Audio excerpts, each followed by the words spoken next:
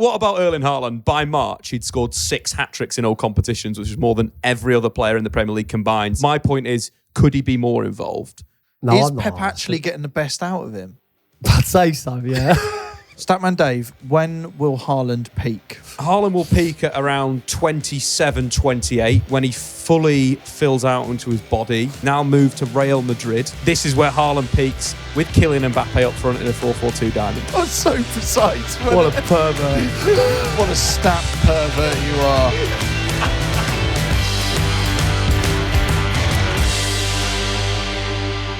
Hello and welcome back to that Peter Crouch podcast with me, Peter Crouch. Chris Stark and Statman Dave are with me as usual. Is everyone okay? Very good. Yeah, decent. I was on a stag do last weekend, so it's taken me a few days. Life, Dave, haven't you? Jesus Christ. It's starting to kick off. You can't do the 4 a.m. jobs anymore and live a real life, so I'm going to have to reel it in. Are you evaluating? Is that what I've noticed you on the 0%? Yeah, a little 0% for today. Been exercising a lot this week, but basically sweating out all the booze. So I'm hoping that this weekend I can come back stronger, eat some greens, be healthy, and just be a person again. You do you know are what I mean? more of a socialite than me or Pete, though. It's interesting, isn't it? You've turned into this sort of Kardashian, I guess. Yeah. I think it's the life of a single man, isn't it? You know? It was the Kardashian who went out with one of them that when with Statman. No, no, didn't he? No, the fella that went. Didn't he just go rogue and he broke up with one? Oh, was that Lord? Was that the? You see, I'm not fully across the Kardashian game, but there was Lord Disick, wasn't That's there? the one, Disick. Yeah. You're like Disick. What's his name? Scott Disick. Statman Disick. I'm doing a bit of a Scot at the moment, but if it gets too much, lads, do step in and say, look, Dave, come on. It's not too much. It's great that one of us is always active on the social scene. I mean, the thing is, this podcast, I guess, are you finding you get more attention on nights out now? Are you being papped as you walk into Nobu, or like what's papped in Nobu?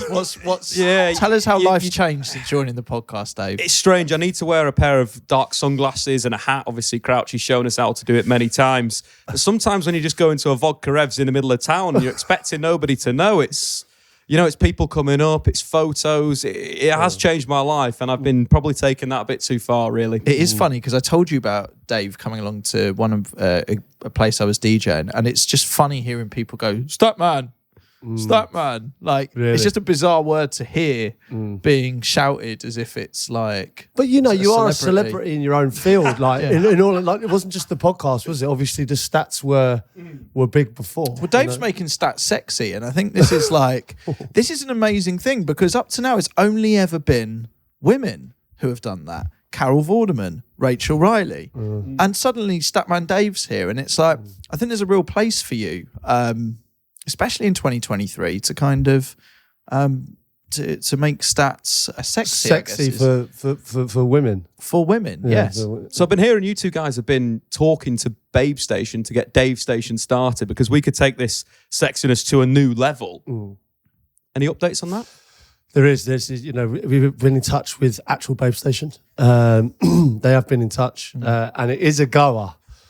And this is something that I was going to clarify with you probably off air. Let's just do it now. We've got to go a bit now. Is there movement on this? Because I feel like every week we go, we're going to do Dave's Station. San Marino's sorry, piped San Marino. I'm sorry, I have brought San Marino with me today. Yeah, by the way, we need to. It has been 10 minutes and she's just kicked off because she's heard the word Babe Station. Well, San Marino, don't worry, it's Dave's Station anyway. And San Marino has been here 2 weeks in a row now. Yeah. I don't know if that's fineable. Is it fine? Yeah, I don't know. I don't know what to say. I'm going somewhere after, and it was convenient for us both. But yeah, it could be a fine. Yeah, but can you imagine Statman starts bringing his someone he's picked up in? It's not wives and girlfriends vibe, is it? How would this be dealt with at Liverpool? I wouldn't be happy. I'll be honest. So a young farmer just turned up. Why are you so into that now? This is mental. So Dave comes to one young farmer's DJ and gig he's got with mates me. now, Suddenly he's like, I really want to get a young farmer or so. Like, it seems to be young farmers, you think? Yeah. I think I found my people. They're a little bit crazy. They work alone a lot. I do the spreadsheets. They do the fields. Just think there's a lot of, things that would work out, Chris. My only issue with this Dave Station thing is what if he loses his Statman status? In what sense? Well, I'm talking about the fantasy league. Oh, right. There's a lot of people getting in touch. How is that going now, Dave? We have really Chumbawamba'd. Oh, he's back. We have made some big improvements. Okay, yeah, we need to reset a couple of things here. So if you're new to the podcast, yes, we want to do Dave Station. The idea of that is exactly what you're imagining. It's Babe Station as you know on TV, except Statman's on a shea lounge and he's just reeling off football stats. Which is one of our better ideas. San Marino's shaking her head. Would you tune into that? No, okay. Well, it's and so that's one plan. And Peter's saying that there are discussions. So hopefully we can get that done. Yeah, it's all above board. It's all happening. But my worry is if he doesn't finish top. What do we say? Top 100,000 of fantasy 100,000. football. You're going to lose the Statman part of your name and just be known as Dave. Potentially. On this podcast, yes. All right. Well, I'm glad that's cleared up. But you see, it's going well. I mean, where are you in the league now? It is going well. I think I've climbed around 3,500,000 places. So we've made some big progress. End of the season is going to be big. I'm going to have to take some big gambles, I think. Where are you now, though? Currently around 500,000. Just within range. It's tight. But the problem is, I think you've jumped a lot because it gets to this bit of the season, so many people can't be asked with it anymore. So they drop out. Whereas the top 500,000 are probably all people that really, really love it. Keen as mustard. Yeah, so I've got to beat the fellow nerds. But I think, obviously, I'm social as well as being a nerd. I think that's going to be good for me. But it's not about you winning, Dave. You need several 100,000 people to lose. It's more that, isn't it? You're Arsenal in this situation at the moment. Or Jose you're relying Mourinho. You're relying on. My a issue loss. is it's not in his hands. It's not in your hands, Dave. Just got to take it on. Got to try as hard as I can to do it. The analysis, the spreadsheets, they've been out. I've had sleepless nights over it. I had a dream about 2-3 weeks ago about fantasy football. That's how bad it's getting. Yeah. I'm taking this very, very seriously, and hopefully the listeners to the podcast can respect my effort. Okay. Well, I've also just changed the subject quickly. I've had my first walker. Sorry? I've had my first walk. Someone walked past me quickly. And I noticed it, and I wasn't sure. I didn't look back, so I thought, I'm not sure about this, but I thought, I'll take it on anyway. So I walked past, and sure enough, he was trying to walk past me. He was trying to walk past me. Did you have him in the peripheral? Yeah, I had him, but I destroyed him. Yeah. My stride took over, and I felt like he fatigued. It was quite a long, straight road. It was in central London, but it was a big, long road. Yeah. It was quite a busy road, so I did have to, there was a couple of red men I went through. Was there a clear... Which I wouldn't advise. Was there a clear finish line with it? Or did at some point... I quite like the idea that if you get into a race with someone else on the pavement, which is what this is all about, one of you has to concede. So you keep going until one of you changes direction, and then you just work out whoever was ahead. Or one has to put their hand up and concede. You know that one where, do you remember when Mike Dean, he pointed and then went right? Or he went, at Spurs, he went like that. He as if he was celebrating. So I just peeled off to the right and went, and Cheeky looked back. He knew. What about horse racing where we use lengths to do that, where we do Crouchies as the length? So if you get 5 Crouchies ahead of the opposition, that's a win. Yeah, I was about 5 Crouchies ahead of him. Do you know, I saw this great thing on... I don't know how seriously he was taking it. I saw this great thing on YouTube a while ago. I think it was done by Hamish and Andy, who are brilliant. And what they do is they attach balloons to 2 random people out on the streets, like big old balloons, and then watch from a distance as they race down the high street. So one's got a red balloon, one's got a blue balloon, and they're racing 2 random strangers down the street. It's genius, right? I think potentially this is what we could do with you. So we take you out to a busy road. We watch from the top of the pub here, and you've just got to start giving someone the eyes that you're gonna walk past them. Try and bait them a little bit. Or, and this would be a bit cruel, but it would be funny, you turn around and let someone see that it's you, and as they come running for a photo, then you take off. Go. And we see if they're willing to... How's that going to work if they start running? So is it an expulsion, immediate expulsion? I think if it's running, you just have to say, no, walk it. You can have a photo if you get me on the walk. But I'm not... Would that make it more fun for you? Because you do get stopped a lot. right? Would it be more fun for you if there was an element of sport involved? Like they have to chase you a little bit. Potentially, yeah. If you listen to this podcast and I walk off, I'm not being rude. Yeah. It's a game. If you catch me, it's a photo. It's a photo, yeah.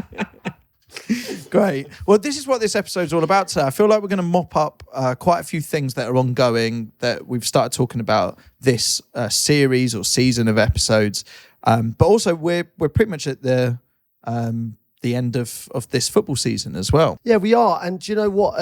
Something actually just to mop up as well on that theme. Do you remember we said about Jose Enrique's shoes? Yes. And he said he would have a night out in Jose Enrique's shoes. I've managed to get in touch with Jose Enrique, but genuinely, I reached out just before this podcast and I thought, I'll see if he goes for this, right? I've just seen here, Jose Enrique has sent me a voice note 1 minute long. Okay, well, we're going to do this now. This is live. I don't know what he said on it, but this is confirmation whether the shoes are his or not. This all started with a message from Kieran who contacted the podcast saying that he'd acquired some silver Gucci shoes and he believed that they belonged to Jose Enrique. Yeah. Which is amazing, right? And we wanted to get that validated because the plan is we thought one of you could then win these shoes and enjoy a night out and you'd live in the a night out as Jose Enrique. A night out as Jose Enrique in his shoes, but we're just confirming. I've asked Jose Enrique to confirm if these shoes are real and they are his. Let's see what he has to say. Hi Peter, how are you, mate? Hope you're well. Yeah, don't worry, you can message me anytime. Actually watching your podcast with your wife and your podcast as well. So it's nice to talk to you, mate. I hope you well and your family as well. Actually, I think, to be honest with you, I've been laughing at this shoes because I've been contacting my wife as well. And I actually sent it to my friends, and see if they remember because it can be. I'm not saying it's not true. It can be actually wearing this. To be honest, now, I don't know why the fuck I was wearing this shit, but it can be, so obviously let me check out with my friends. I actually send it to my 6 best friends that we have a group, and I asked them just in case they remember because I don't remember properly, but I actually believe it could be true, but I can't confirm 100%. Wow. So, he's amazing. Can we just talk about him first? what a legend. What a man. What a message that is. I wasn't aware he was such a character. Yeah. Well, in all honesty, I never played with him, but all the lads that played with him all said that, what a top man. So I really appreciate Jose Enrique. If you're listening, I really appreciate the message back. Hopefully he gets a message from his friends confirming or denying. But at the moment, we are still unsure, but it's very likely. We're unsure, but I think even if he has a high percentage of probability, like that will do for us. Yeah. I think they're his. I think the problem is he's looking back at them and going, in his words, what the fuck? That doesn't mean it wasn't his. I'd say 85% chance they're his shoes. Right, By the tone of his voice, how he was speaking. The stats are 85%. Yep. Jose Enrique. You take our word for it. You can have a night out as Jose Enrique. You're behind the velvet rope. Yeah. So I think I'd take that as confirmation. They're his shoes.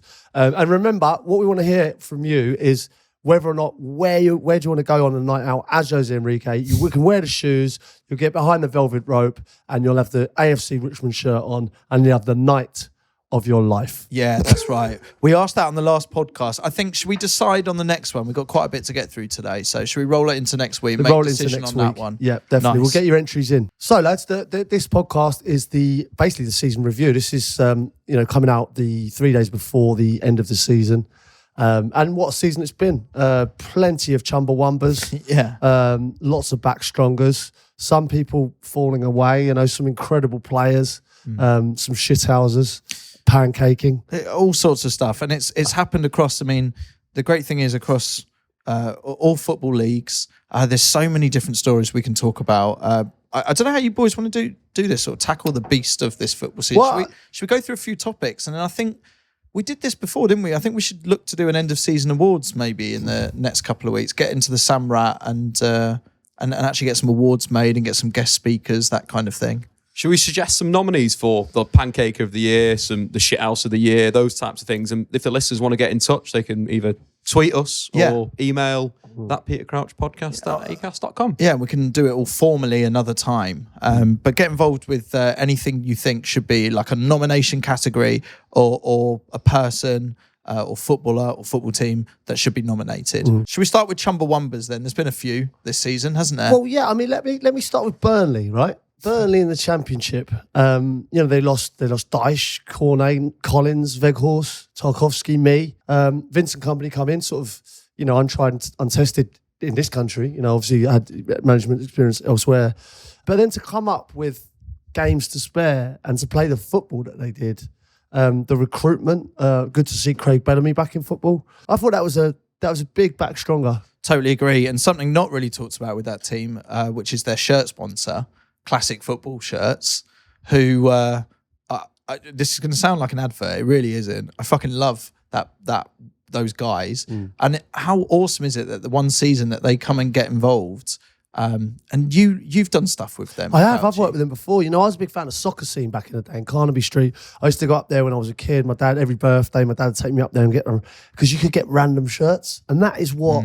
I think these boys now at the Classic Football, that's what they're doing, And I've been in there, it's in Shoreditch, isn't it? There's one in Shoreditch, it's in Manchester, it's based in Manchester. But the reason I say it's just quite cool seeing a team go up that's got a sponsor that just has a bit more about them, and it isn't just a gambling sponsor or a crypto sort of thing. It was... I don't know, it was quite nice to see. No, for sure. I think it's someone that loves, it's a company that loves football. I've seen some of their stuff in Manchester. They've got like 1917 USSR shirts that are just absolutely amazing. Dynamo Dresden from the 60s. It should be an advert, this. So you should be fucking paying for this, shouldn't they? We'll all be in their shirts next podcast. We'll each be in one. No, but he got some Belton shirts. That's true. But no Chumbawamba for Watford. No Chumbawamba for Watford. I think Burnley are everything I wish Watford could be right now, which is a shame because there are some teams that I see in that league or teams that get promoted to the Premier League and I just think, oh God, it doesn't feel that long ago we were very similar in the Championship or often compared, and then they just seem to get their house in order and be able to do exactly what I wish Watford would do as a Watford fan. But yeah, for me on a personal level, very disappointing season with Watford. I kind of expected that they would go down and then sort of had the quality to be able to go back up. Loads of manager changes yet again. At the time of recording, Chris Wilder's gone. And we've now got a new lad. I can't even remember what he's called. Yes, great. I mean, as I say, at the time of recording, he's still the manager. It just makes no sense, really, does it? Ruthless, isn't it? Yeah. Like you got Rob Edwards, you got Chris Wilder, two managers that are brilliant. Well, that broke my heart. That's the thing with Rob Edwards, and I know we've discussed it because I did parch him at the Elton John. I think in all honesty, it's probably what you get for parching him so aggressively. But then he goes to Luton, goes to the Derby team, and they're flying. So Luton is a mad one. They could potentially get in the Premier League, and having been in their change room. It's fucking insane to think that Kenilworth Road would be in the Premier League. Can you imagine when the fans... Well, that's what everyone keeps saying. They put up pictures of their housing, like the terrace housing around it. And it's like, this is the entrance into the ground for the fans. That through that little tunnel. Mate, I think that's exactly what the Premier League needs. Actually, such a success story for a club like that to have a chance. If I'd love them to do it. Yeah. I mean, I've played. I went there with Liverpool. And obviously, I've played there, when I was in a similar league, So I've been on both sides of the camp.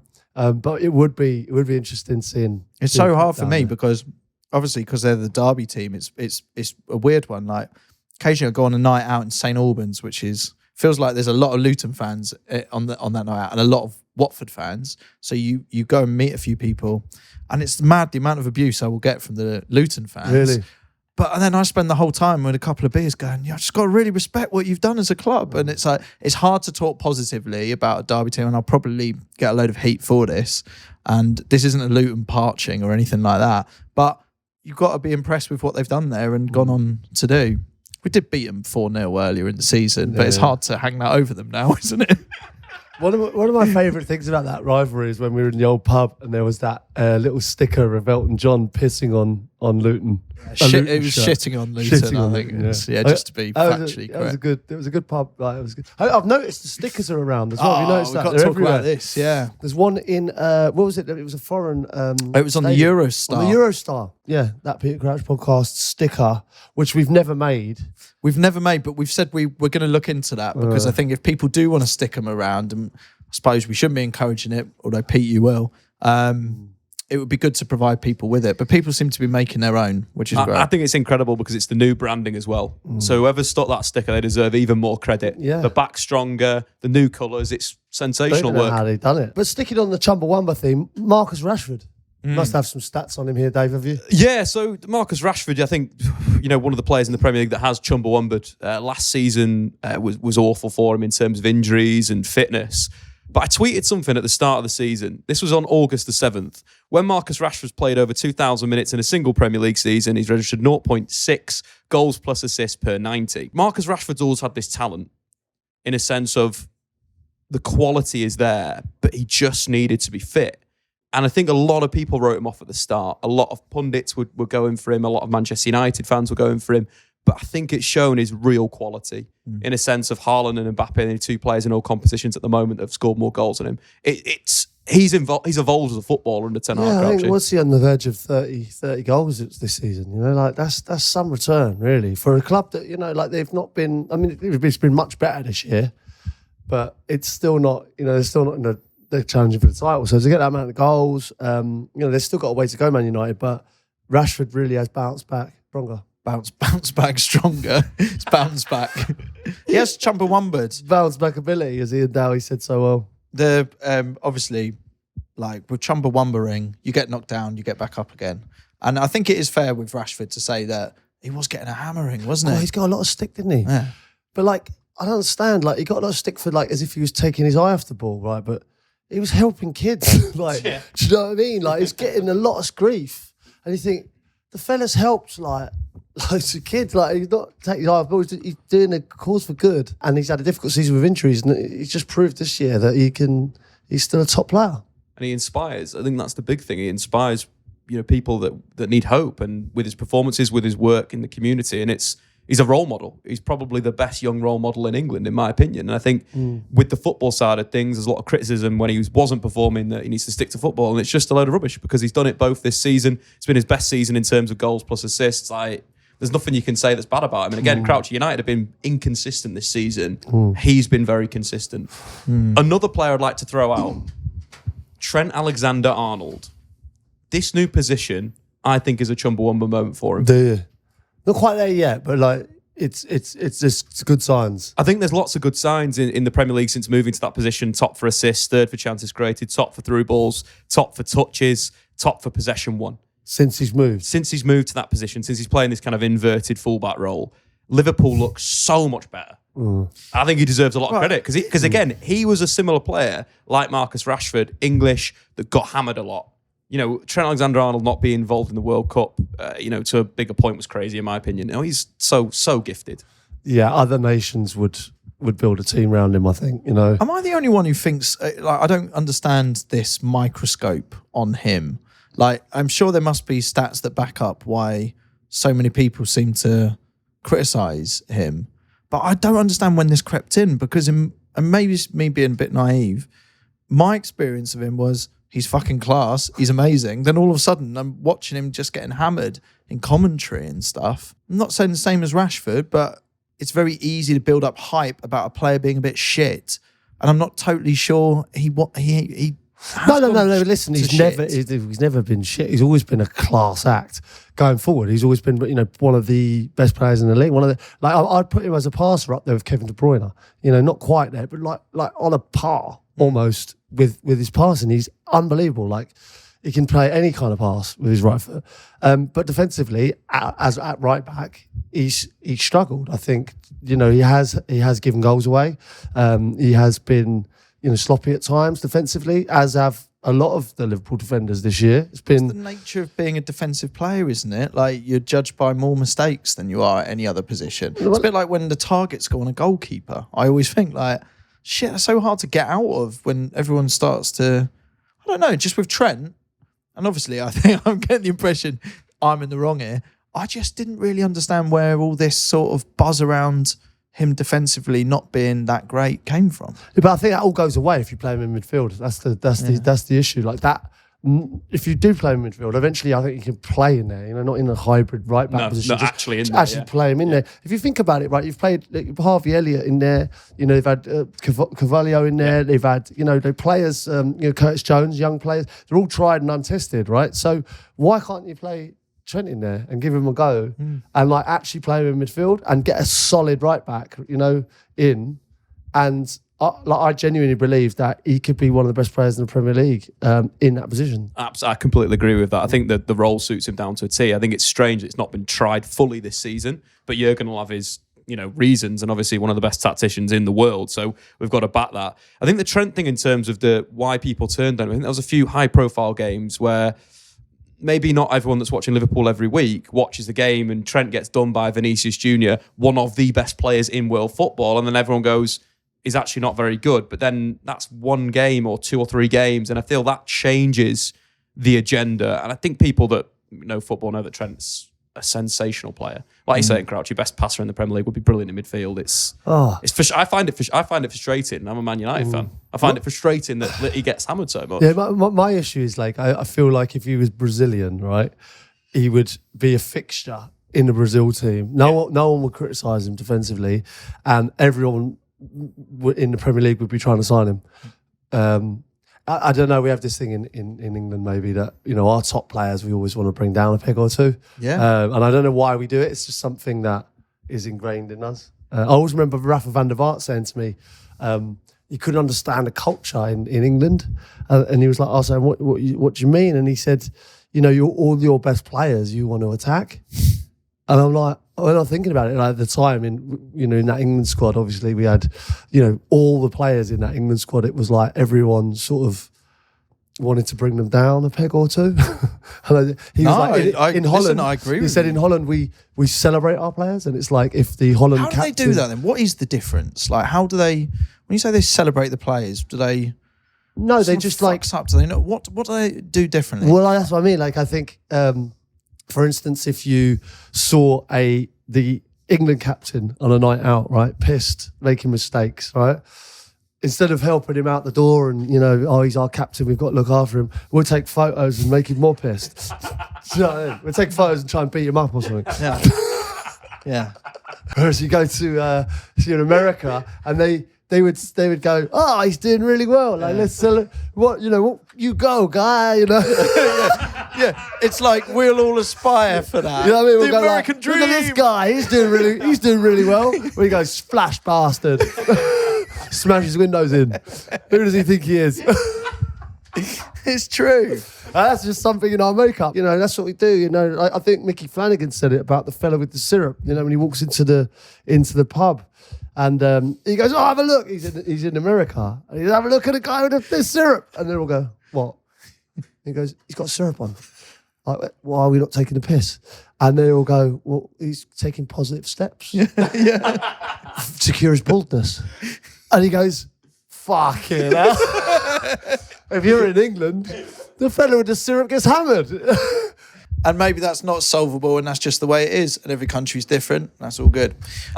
Talking of Liverpool, there was this attempted Chumbawamba that happened, right? And I don't know if we discussed it. I think it's a moment we should discuss because you like both clubs. But when Liverpool played Spurs, Richarlison had this amazing moment where he thought he'd levelled it, right? Yeah. And he goes and celebrates, gives it the big un.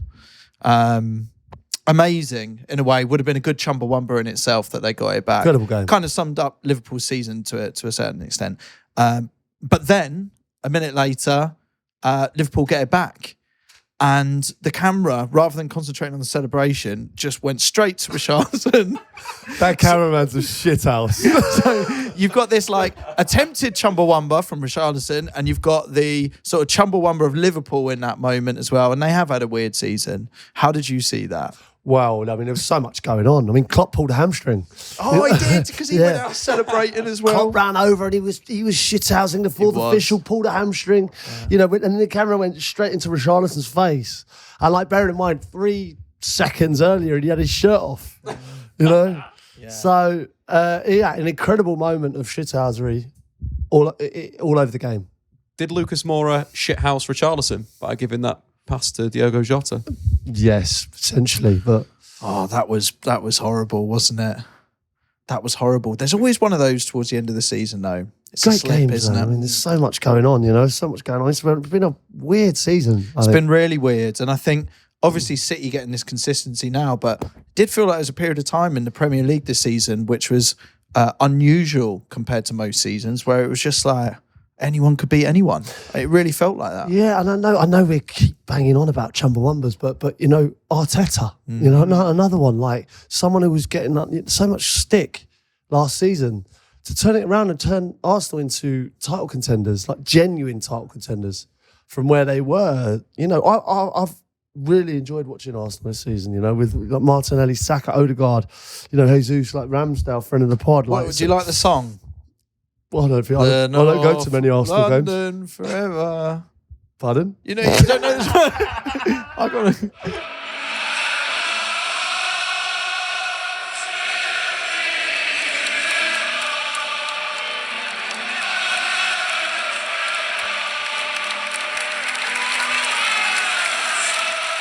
So they play this before every game. Do you know what? I wanted to hate it. It's a tricky one for you. It's quite good. Yeah, it is quite good. Because you know what? Like, it's easy to sit and say, yeah, it's not, it's not You'll Never Walk Alone, you know what I mean? But it is actually a good song. And I actually have a huge respect for Arsenal. I just think the history of Arsenal is big. Highbury was incredible. Like, you think about some of the old teams and the old players. Like, I'm going way back to Liam Brady's era, into George Graham's kind of 1-0 to the Arsenal, like Tony Adams. Well, you took me there right at the beginning of the season. Do you remember we went to the old Highbury, which is now Flats? Didn't break in, we should say, but we... the fella buzzed open and we just followed him in. We snuck in. Yeah. And you wanted to take me to the tunnel, which is now like... Just goes out to the garden. Just goes out to the garden. I can't believe it's still there. Yeah, and you were showing me what it's like, because you were saying it's exactly the same. It is the tunnel. Really tight tunnel. Where those arguments would happen, or those moments, and then you step out into what is now a garden, and it was the stadium. And that was a really special moment beginning of the season for me. It was us and Aaron Ramsdale, wasn't it? Ramsdale, yeah.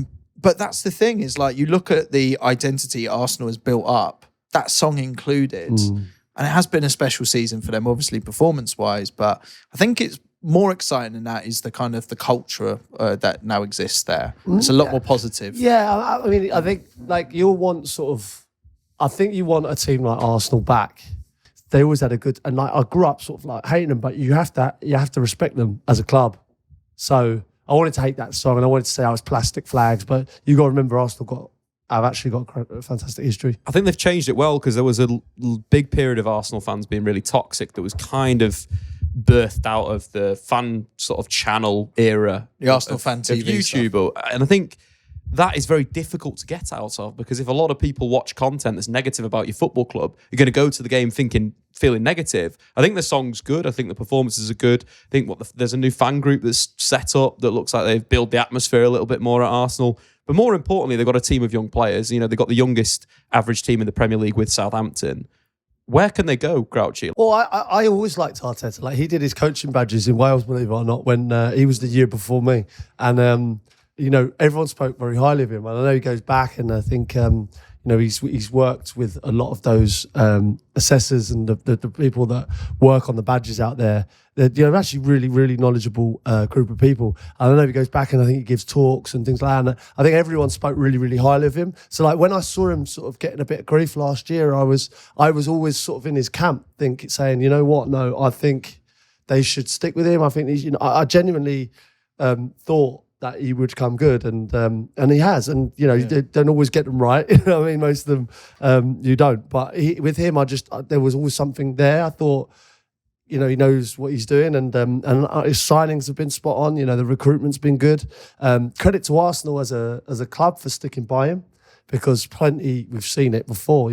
Watford would have got rid of him. They'd have had 5 managers by now. So to stick with him has been great, and to see the rise. Obviously, as a ex-Tottenham player, it's not ideal, but for Arsenal, it's been great. Can I ask you just on that then, just looking for positive solutions with Watford, and feel free to email them in as well. What do Watford need to do to kind of regain an identity and go again for the Premier League? The thing is, it's like, you can't say it's not worked previously, like, because it's been good teams recently. You've been in the Premier League, and Chelsea did it and won everything. Where they were, if you were shit for a little bit, you were out. Bang, it was ruthless. So there is a case for being like that. It's not something that, if I'm a Watford fan, I wouldn't feel comfortable with it. I think you want to feel like you're part of a team and something progressing in the right way, in the right direction. To constantly, I mean, it's laughable. Like, a lot of other people in football are like, what are they doing? And I think the problem is, it's like you let some good managers slip through the net. It's a bit like speed dating. Look, none of us would do well in just 3 minutes, would we? No. But if someone gave us a chance, We have to ask San Marino. I'm saying San Marino. So, done okay in 3 minutes That's a few why- times. I think Watford need to potentially just allow themselves to be with a manager for slightly longer. I've got a stat for you, Dave. Hello. This is something that I've just researched myself. Yeah. Respect. Man City v Spurs is the quickest comeback of the Premier League this season. Spurs scored in the 44th and the 45th +2 to go 2-0 up at the Etihad in the 53rd minute. If you had Chumbawamba playing in the second half when you kicked off, you wouldn't have been able to play it all the way through twice before City had equalised. That is absolutely incredible. Big start, isn't it? That's good. Do you think there's a case for another Chumbawamba shout this season being Pep? Because everyone just expects this, finishing first, all competitions up for grabs. But, there was a point in this season where, Arsenal were ahead. And as much as, Arsenal had a run of games where, they lost that lead, Pep has managed to get it back and be consistent and get out ahead. Yeah. Is Pep allowed to Chumbawamba, or is it just expected that he should his be? Chumbawamba's of such a high standard, some people don't. You don't win a league in your whole career, It's just expected every year, It's like so consistent, but got to reserve judgment, because they could be the best team of all time. We were talking about Liverpool last year winning the quadruple, right? They were close to winning everything, and then they fall short in the league, obviously in the Champions League as well. With City, the one that they can't get obviously is the Champions League, and if they get that, I mean, it's job done, isn't it? I think he's won the lot. That's the measure. That is the measure of the team right now. So if they do that, it is a great Chumbawamba. If they don't, it's a failure. Oh, it's a big shout there. Failure, Dave. Failure is a harsh word. Failure. You got Erling Haaland that scored over 50 goals. You're a failure, right? That means you're It's going to nag with him over the calling summer. Peter a failure indirectly. No, because it's not. It's been called worse. It's the resource of having Erling Haaland, as Crouchy said previously, is basically ruined strikers' records. Right? He's just ruined everything for everybody. Yeah, but I don't think signing a player should be a slight on a manager. Like, it should be a celebration. You know what I mean? If you sign a player of that caliber, you can't then go, well, they had him and they didn't win it. They've signed him and he's done amazing. So it's a success, isn't it? It's like, they have been incredible and they are incredible. No matter even if they don't win the Champions League, they've still had an amazing season. But that is still going to nag them if they don't win it. I mean, it's Will be a failure, Crouchy, pretty much. But what about Erling Haaland? By March, he'd scored 6 hat-tricks in all competitions, which is more than every other player in the Premier League combined. Salah, Tony, Son, Phil Foden and Trossard. How good is he? What could he improve? Where do you think he's going to go? I don't know how he can improve. I don't know how surely you can't beat those numbers again.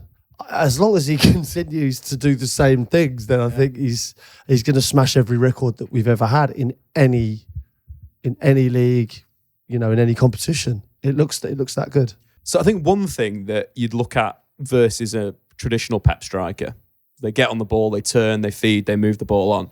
That's something that Haaland doesn't do yet. We're starting to see that, to be honest, at the back end of the season. In terms of the percentage of touches he has for Manchester City this season, it's 3.3, which is the lowest for any outfielder in the Premier League. 3.3 per game. 3.3 is the percent of touches he's had of Manchester City's total touches over the season. Oh, sorry. Versus fucking hell. 3.3 goal game would be, record if he had three would be touches a game. insane. But he's got the best in Premier League history. He's got the best goals to touches record. My point is, could he be more involved? You know, you were a great striker. Could he do better? Could he do better? Shit, I hadn't Is even Pep thought a of that. failure? I haven't thought of that. No, Is I'm not. Pep actually getting the best out of him? I'd say so, yeah. No, but Dave's right. Like, You think it's we're room for all, improvement? everyone's so busy rimming him that they're not thinking, like, is he actually at his best? Is he? No, You think he's Dave's saying no. Dave said he's underperforming. He could. Dave's saying he's underperforming. He could be far more complete. Is my point. Wow. I saw a stat recently. Like in the last 4 seasons, right? Harry Kane's got so far under the radar this season, right? Like we talk about Harry Kane. Nobody's every year. asked. Like, He needs a big old Chumbawamba Right. next season, I think. yeah, but what I'm saying, in the last 4 seasons, Harry Kane's total amount of goals that he's got this year would have won the Golden Boot Yeah. for the last 4 years. So we'd be sitting here going, "How good is Harry?" You know, but obviously Haaland has just blown him out of the water this year. But you think about the team that Harry Kane's in, and also the assists and what he creates as well. What if he'd gone to City? That's the other thing. Beginning of this season, he could have gone there, right? Yeah. I think That was beginning of this season, wasn't it? Or was it the one before? That was last season. Was it one before? But I think he scores a similar amount of goals. Both brilliant centre forwards in that City team that creates so much with Kevin De Bruyne, with the rest of them. Like, surely. No, I do. Statman Dave, when will Haaland peak? Haaland will peak at around 27, 28 when he fully fills out into his body. His touch has been worked on by Pep Guardiola for a number of years. He's now moved to Real Madrid, and Zinedine Zidane is back as manager after having a hiatus of about 10 years. He'll be back. It's his wet dream. And then this is where Haaland peaks with Kylian Mbappe up front in a 4-4-2 diamond. Have you had a wet dream over that? Yes, I was talking fantasy football. There's also been other things. Oh, so precise. What a pervert. What a stat pervert you are. Right, we spent ages talking about Chumbawambas. This is why I think we're going to need a proper awards do where we can do this. Yeah, it'd be good. properly. I just go down to Samrat and have all the awards do. Bit of a I like- brainstorm. I like doing that. We haven't been down there for ages either.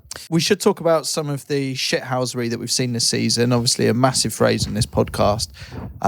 Let's kick things off. We've been talking about Haaland. Let's start with his dad. I'd love to get him on the podcast. I bet he's a fascinating bloke. Oh, interesting. Yeah. Has had some wonderful displays of shithousery throughout the season.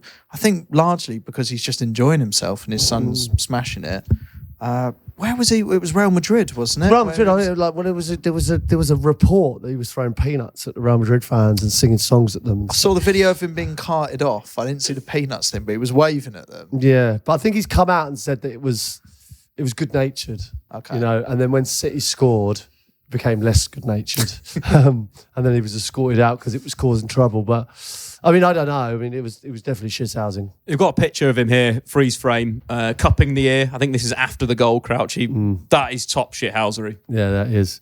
He's doing it from, that was where that's the kind of thing you'd experience if you're on a Jose Enrique night out behind the velvet rope. He's got the glass in front of him. If you were Jose Enrique for a night, that's what you'd experience. Like that, you could shithouse people from the safety of your velvet rope. There's been a few examples of kind of professional shithouse, we should say. So in like footballers, football teams, we should also encourage send in examples of shithousery. We did this. We did a shithouse awards one season, didn't we? Maybe last season. And it was good because it was an opportunity to reward people that shithouse in their own lives as well. And we'd like to hear more of those stories. Oh, I'm a big fan of those. Shithousery in your own life. Like, what do? It might perhaps your partner, shithouse them. We had the gardener, obviously, didn't we? Do Cocks in the lawn and all that. Cocks in the lawn and stuff, things like that. So yeah, get them in because you too could be a winner. Yeah, there's been a few good incidents. I want to take your mind right back to one of my favourites this season, which was the porno phone situation. On the BBC. The FA Cup on the BBC. Just brilliant. And I would love just brilliant. I would love to meet the person that strapped the phone under a chair in the studio and set off loud porn noises whilst they were trying to talk. Well, perhaps, although we don't condone it, perhaps we could speak to this. I saw footage of them watching it happen, and they were ringing the phone consistently. I was just thinking if I was in that studio, like how would I react to that? I don't know if I could just keep that in. That would be very funny. Yeah, how would you have dealt with it, Pete? Like, well, you know that very noise, right? You know the noise, and everyone knows it. Can you do an impression of it? No, I can't. No, I can't. But I got done. I was at the gym once, and I remember sitting there, and I was waiting for might have been Ab to come out, and I just on my phone, and I got done with it, and the whole reception heard it. Did you get done with the old breaking news? It's like make it look like a transfer news. that's just one of those, and then obviously it was like turn it up, you need to hear it. So I got fully done with it, and obviously the whole reception's turned around, and to be fair, the girl receptionist was like, "We've all been done with it." That's the thing. It feels like it should be embarrassing, but everyone knows now. Everyone knows. Yeah. Yeah. I think maybe across the globe people would be horrified, but here it's just like, he's been done. What about some housery from some managers? We had Sam Allardyce, obviously returning to the Premier League, comparing himself instantly to Pep Guardiola and Jurgen Klopp. Yeah. Yeah. Massive from him. Huge fan of that kind of shithousery. You know, Big Sam's not been in the game for long. You know, I always remember the Sam Allardyce comment. You know, that was a great shout. You know, if he was called Sam Allardyce, he'd be regarded as one of the top managers. And the same, comparing himself to Klopp and Guardiola, it's just shithousery of the finest, and you've got to respect it. Got a few examples here. I've got some players and I've got some fans. Do you want to start with the fan? Yeah, this is a great moment. So this happened in the Bristol City versus QPR game. So you can see here, Crouchy, the Bristol City fans have just dropped their flag. It's going to get retrieved by the QPR fan, and he does. Oh, superb! Is this in front? Oh, we got to up a tier. Yeah, so a bit of stamping, some dancing, some more stamping. You know, eye contact as well, which is impressive.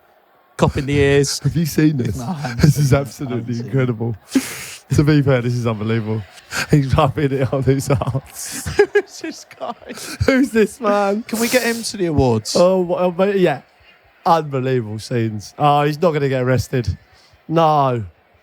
I don't think they can arrest him for that. I think she hasn't. No, she's not arrested him. I think it's a general, all good. Like, come on. It's all good. Come on, time. In all honesty, I think even the Bristol City fans have enjoyed that. Yeah, it was a good show. Really good show. Moving on to... really good show. Yeah. Right, so I'm thinking like of a team of the season, but you know, it's not going to be... We can always pick it. Everyone's going to pick a team of the season, right? And you'll see them everywhere. Not interested in that. I'm talking about team of the season, like players that you'd actually like to be in a dressing room with, and like the whole thing is like, would you like to go for a beer with him? You know, is he a good player? Are they good around the place? That could just the unofficial one. I'm thinking like Saka, Declan Rice, Jack Grealish. What, are you doing it as a Aaron team, Ramsdale. or are you doing it as? Do you know what I mean? But are you doing 11 individuals, or you're trying to form a team? So, as in, I'm you have building a couple of my sensibles, team. couple of. Do you see what I mean? I'm going to Like, need a parched in there. I'd have Odegaard to be in there as a parched. El Parcho. You know, I've got there's certain players that I would pick in my 11. I'd like to go through that, and I'd start with obviously, you know, Ramsdale in goal, Grealish, Saka, Odegaard parched. You know, potentially Haaland as well. I think he'd be a good lad. Well, why don't you think about this? We'll bring this up in the next podcast. Like, give it some real thought. Some of the positions write themselves. You're right. Ramsdale's got to be in goal. Well, Ramsdale's in there, you know, friend of the pod. 100%. Well, let's get into a few messages. Always good. This is from Vinny. He says, "Hi guys, I'm a lifelong Tottenham fan. My missus' family are all Arsenal fans. We named our sons Luca, Peter, and Sonny. Sonny, I imagine. And I love reminding her family who they're named after: Luka Modric, Peter Crouch, and Heung-min Son. Yeah. Do you think that person has helped name the kids, but has never really revealed, or didn't reveal at the time exactly why they were being named that? I think it's great. I mean, not many people are called Peter these days, so I feel very honoured. Yeah, but if the missus' family are all Arsenal fans, that's unbelievable shithousery from him, and she hasn't noticed, and nor's any of her family. But then you wouldn't question it, because if the firstborn's Luca, you just think, oh, it's a nice name. Nice name. Peter is generic enough. Those question marks. I think Peter's a bit like, why? So she goes, so any names you're thinking of? Peter. And you'd have to then question a little bit maybe. But Pete's still generic enough, you could say. I don't know. Like, How long do you have to leave it before you reveal it to the family? Are we talking like 2-3 years before you drop that bombshell? Well, he says here, I love reminding her family who they're named after. So he's probably housed it until they're about 3. yeah. I reckon At least so. 3. Imagine how fuming they must be. When the names really bed in. That's clever. It's very clever. It's a long game, but it's clever. I've got a message from Andy here. It says, could a team sub a goalkeeper on for an outfield player before the end of extra time and then rotate keepers for the penalties they face? Could be goalkeeping shithousery at its finest.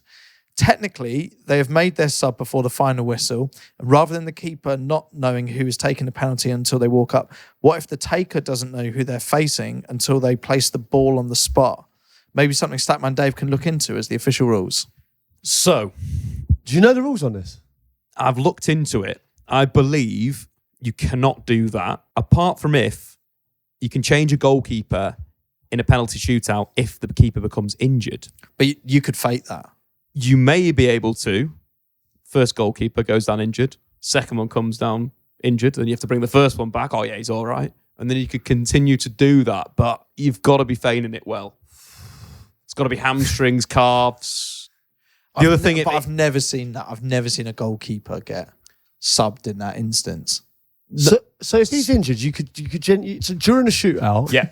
he could go down, we could get treated, and you could sub the keeper on. So you have to make the sub before the final whistle. But if your goalkeeper went down injured, you could then bring him in, be injured. What I would be proposing, in some games, you can have 2 sub-goalkeepers. So if you bring both of them on in the last minute of the game, then you have 3 keepers. First keeper goes for the first 2. Second keeper saves the second 2. And the last keeper that gets brought on, last penalty. What, am I missing the benefit of having more goalkeepers in a penalty shootout?